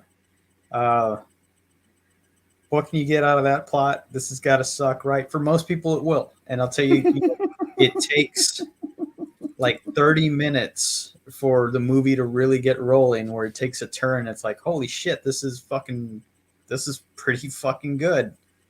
But not for everybody. Then I have, holy shit, an HBO Max movie, Dune. This is only honorable mention because it's only a part of the story. This is like that whole fucking Lord of the Rings thing. Like, good movies, but on their own, they're not. I don't consider them a movie because they don't have an ending. You know, it's like a fucking cliffhanger. So, just honorable mention, Dune. You were probably the best looking movie I saw this year, but that doesn't get enough. And those are my honorable mentions. My 3 honorable mentions that I had ready. First honorable mention is Killing is Easy. This came out, I think, January, and this is a documentary about comedian Patrice O'Neal. Wasn't the best documentary, but I'm a fan, and I'm glad it's out there, so it got an honorable mention. And then I have Resident Evil. I was surprised how much I liked this one because all the other Resident Evil movies are complete shit. And this one kind of brought back my original feeling of the zombies, like when I first saw the Romero movies, because they do zombies pretty good in this one, especially in the mansion scene You talking where about the blue zombies from Dawn of the Dead? yes, they were throwing pies at each other and shit. I Yeah. loved it. It harkened back to that. Good shit. I loved it. If you like pies and zombies, Resident Evil's the movie for you. Welcome to fucking the House of Pies, you fuck. And then I have Mitchell's versus the Machines. I was gonna put Malignant on there, but I thought let's put different types of movies on the honorable mentions. So I put Mitchell's versus the Machines. If you like animated movies, then give this one a watch because it was probably nope. It was the second best one of the year in my book. Tee. So those were my honorable mentions. Joe, you're number 5. My number 5 is Fear Street, 1994. This surprised the hell out of me. It was fucking good. Unlike a lot of these people that try to do like a throwback to a certain time and miss the mark, this one fucking hit it. The cast was good, and shit, it had better kills in this than in the movies that are supposed to have fucking good kills. Um, the drawback to this is that, again, it's a part of something else. But I think you can watch this one and not watch the rest and not give a fuck because I did watch the second one, not the third one, and the second one just sucked. So I haven't seen the third one. But this on its own, good flick. Good enough to be number 5. Number 5, not number 1 though. My number 5 is another one that came out early this year. If someone different was cast in the lead, don't know if I would see it, but this is Nobody with Bob Odenkirk. I don't really. I've seen a couple episodes of Better Call Saul. Never wasn't for me. Didn't watch Breaking Bad, so maybe this isn't like new stuff for him or anything. But I just know him for the guy from Mr. Show. So this was kind of like stunt casting. Like I don't know what would it be like. Bob Odenkirk is John Wick. And Yeah. that's kind of like this movie. So if it wasn't him in it and it was just like Bruce Willis or whoever the fuck, I probably wouldn't have seen the shit.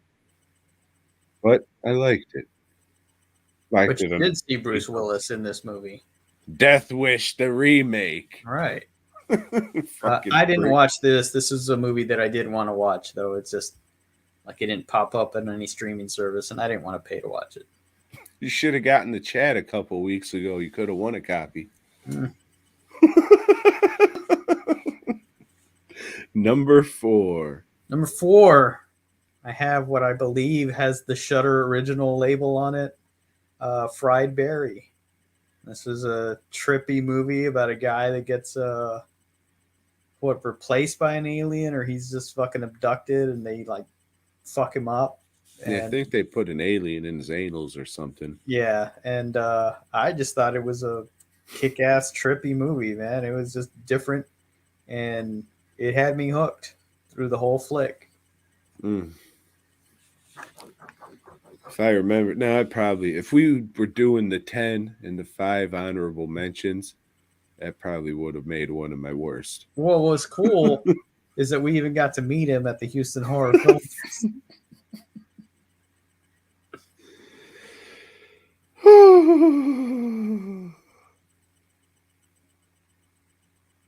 Number 4, you mentioned the Scorpion and Sub-Zero cartoon. That came out last year, and I didn't care for it too much. Oh, okay. But this year, Mortal Kombat Battle of the Realms came out. And like the Mortal Kombat movie, they changed the lore. But in this one, they don't turn it into a complete pile of pig fuck. If you're a fan, you can still kind of go along with this one. And this isn't the best, but like I said, I'm a Mortal Kombat mark, and 2021 was pretty fucking shitty for movies. It was. So I have the animated movie Mortal Kombat Battle of the Realms, where Liu Kang turns into a fucking kaiju and fights another kaiju at the end. Still better than that piece of fucking shit movie that came out this year. That's what I got. So, Joe, number 3. At number 3, I have a film that I believe has the Shudder original thing on it. And this movie's called Sun. This is the one about a woman that pregnant woman that escapes from a cult. Years later, the cult is back and they're after her son. Good flick. Yeah, definitely one of the better, like, straight up horror flicks, that has like I don't know, like a horror element or like a fucking supernatural or occult element to it. I dug it. I fucking dug it. Good. Number 3, Yes. I have Donnie's Bar Mitzvah. This is one I just watched a couple weeks ago or so. I watched about 20 minutes on Amazon Prime, so this is fucking hilarious. Ordered the Blu-ray, got it in, watched it. Good fucking shit. Not for you, Joe, but if you like pee-pee poo-poo humor, definitely watch Donnie's Bar Mitzvah. It's pretty short, too. I think it's like 70-some minutes, maybe. Doesn't overstay its welcome. Danny Trejo's in it. It's good shit. Would recommend, but not to you. Number 2, Joe. Number 2, the movie I went to the theaters to watch with a little apprehension, Nightmare Alley. Thought that was going to be number 1 for sure. It's not, and I'll get to why it's not in a bit. But yeah, I mean, Del Toro, he's let me down quite a bit. That fish fucking movie. It was good. It looked beautiful, but it was just like, fuck, this is really, just all the cliches, the tropes. Comic tropes. Before that, Crimson Peak just sucked. That one just sucked. And before that, the Robot Jocks movie he made, that really sucked. I fucking hated that movie. I was pissed in the theater watching that shit. But this one, it's a return to form. This is like a noir flick. And the reason it's not number 1 is because it has been made before in the noir age. This is a remake or a different interpretation, if they want to call it that. But nah, it's a fucking remake. And I don't think remakes should ever be at anybody's number 1. I don't think they should win fucking Academy Awards like whatever the remake of Infernal Affairs was with fucking Marky Mark, Matt Damon, and Jack Nicholson, whatever that fucking Martin Scorsese movie was. But this is some good shit. Really great performances. All of this dude's movies look fucking fantastic. This looks outstanding. if you haven't seen the original or read the novel like Tom has, uh, you'll dig it. You'll dig it, and it's really easy to see where it's going. They let you know very early on how it's going to end, so there's no surprise there. But fuck, it's well done, really well done. I fucking enjoyed it. My first trip back to the movies, to the 8 years. theater, and yeah, in a couple of years. So I'm glad it was something that I enjoyed, or I'd have been pissed and fucking probably waited another year to go to the theater. So what is this about? Because this is a new release and a big movie. This is about a guy that's on a run, and he joins a carnival, so he gets to The know Dark Carnival? No, not the Dark Carnival, and not the Psycho Circus, and not the. Um, and he learns their ways and figures, hey, there's this one guy that has a bit that he used to do, a fucking hustle. He says, well, I can take this hustle and go big time with it. And he And what tries is to do that hustle? like the mentalist thing. Remember that? Remember that guy that used to be on Sci-Fi Channel that would have a group of people and like, oh, I'm sensing John Edwards. John Edwards. It's that shit. And so he does that hustle and gets And any white people here. right. I'm sensing there's somebody that the letter A. Letter A. Has anybody heard of the letter A before? Yeah. Anybody here eat? Yeah, so he's preying on people's fucking emotions or their fucking memories or their sorrow and loss. So yeah, that's what he does, and he gets like wrapped up with like rich people and some Do rich all people. their nightmares come back to haunt him? Some Like, rich people don't like their money you being fucked with. It's all. Yeah, it's good, man. It's really fucking well done. Well, I was going to pass on this one. Your boy Ron Perlman's in it, so you can't. Well, of course he is. It's a fucking Guillermo del Toro movie. Yep.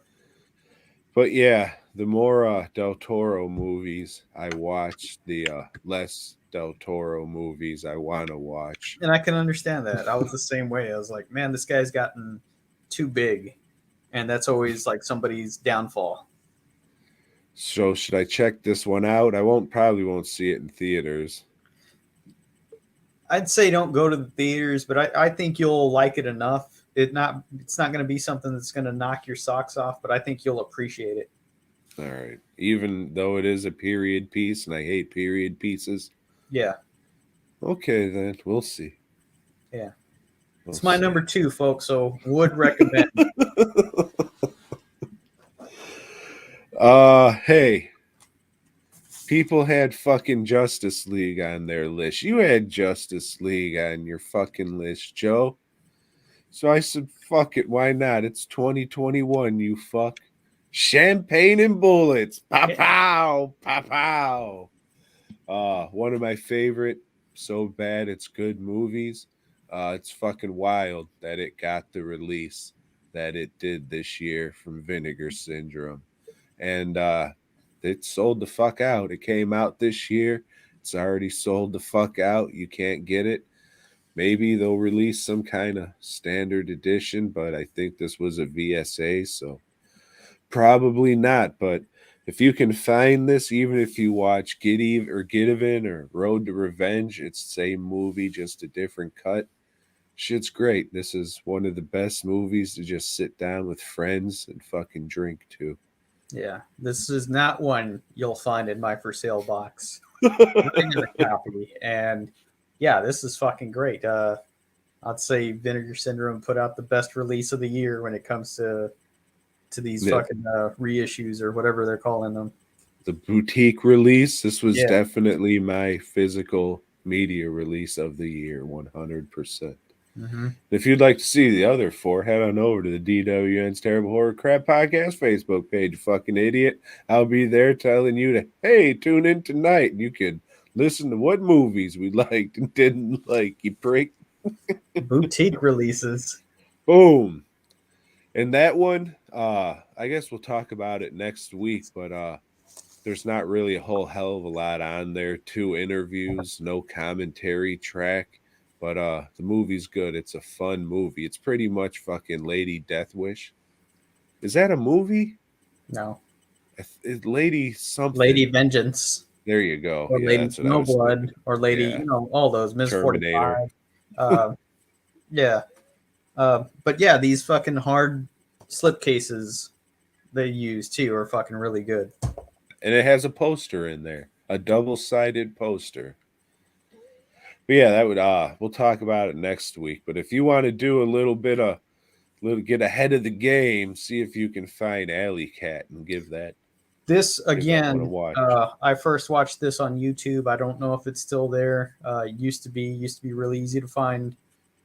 It's another one that I watched at Tuesday Night Trash. It's like a lot of the stuff that I watched over the years is now fucking going to Vinegar Syndrome. It's the big one, Tom. Number one. Number one is a Shudder release, Tom. I had a lot of these on my list this year. They didn't up their game; they upped their acquisition game because they're not responsible for any of these movies. They're responsible for getting them out for people to watch. This is The Boy Behind the Door.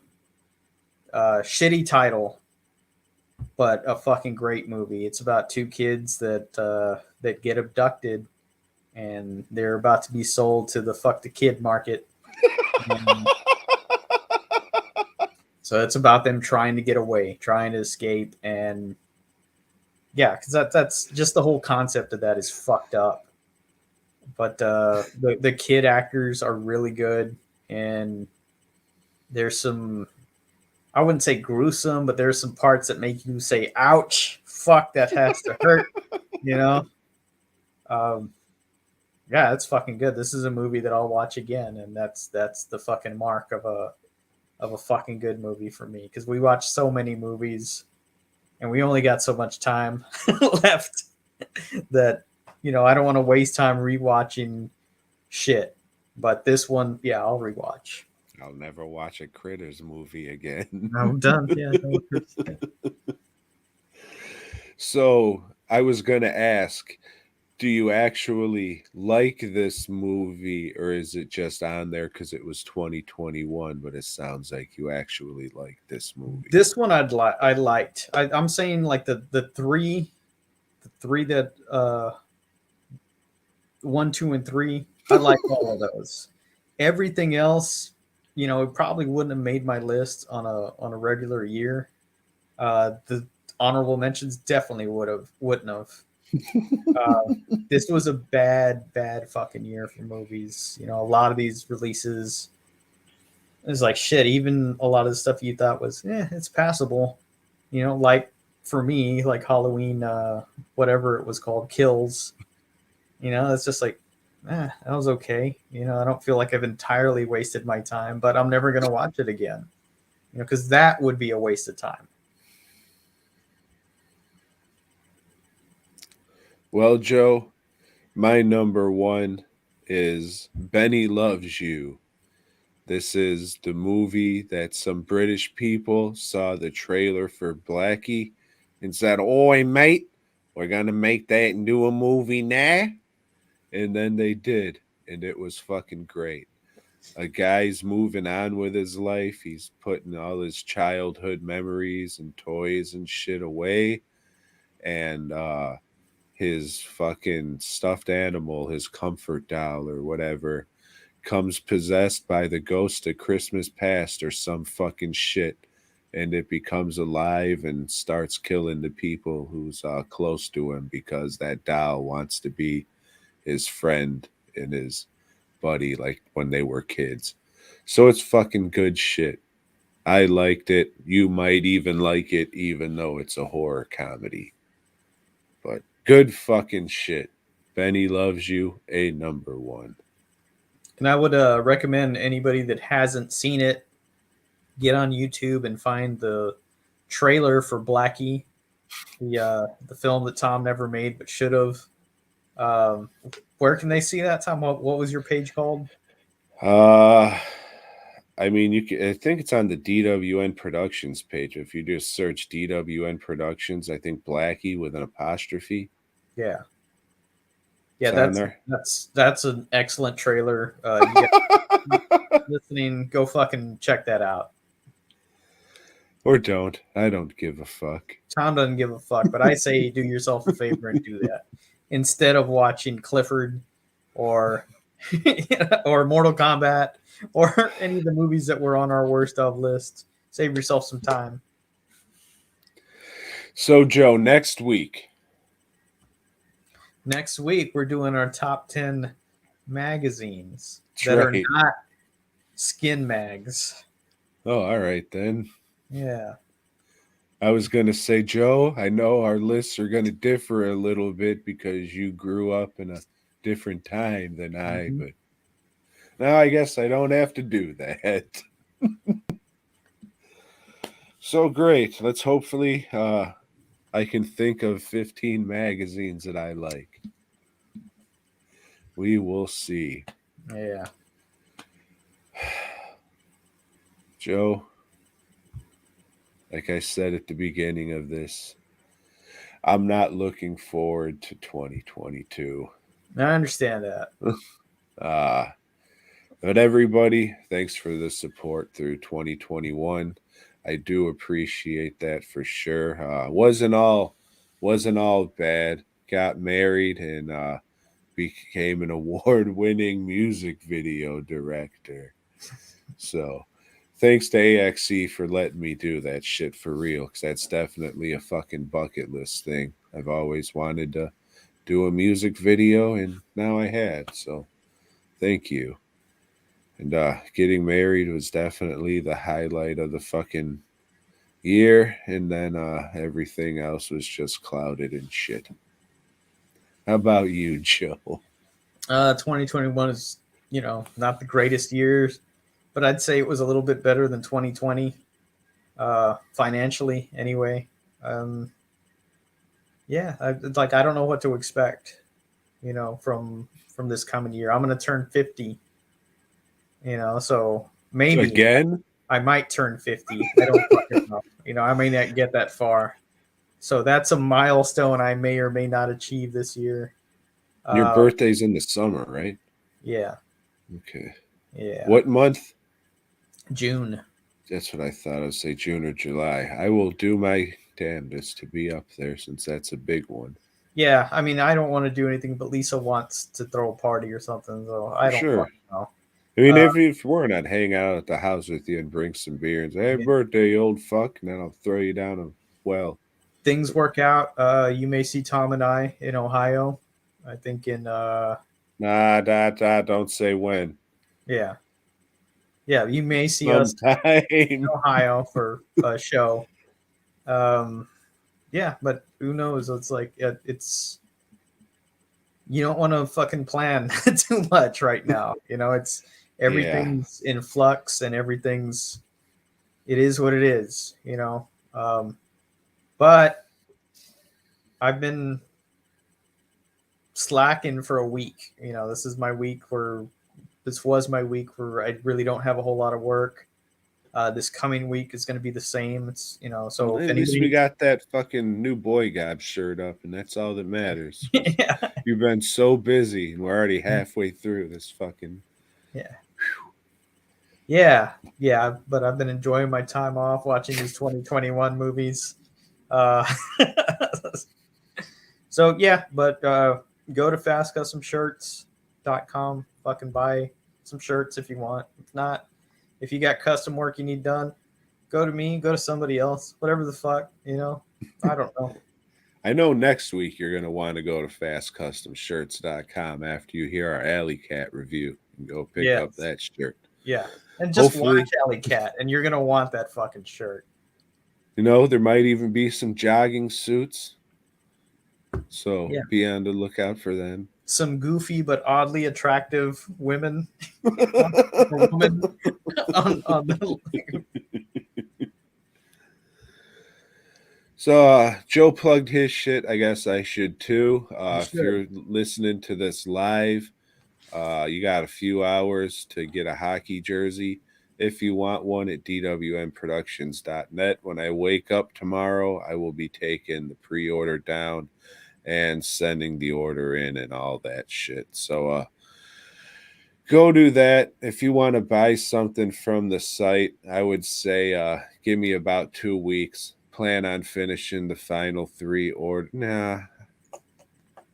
If you want to buy something from the site, wait till the end of January or something. I got some sculpting shit I got to get done. So January always sucks a dick. Always has. Always will. I don't know. Good luck this year, guys. I really mean that. Not to sound cryptic or anything, but it's all I got for you is good luck. All right, then. 2022, here we go. Boy Gob.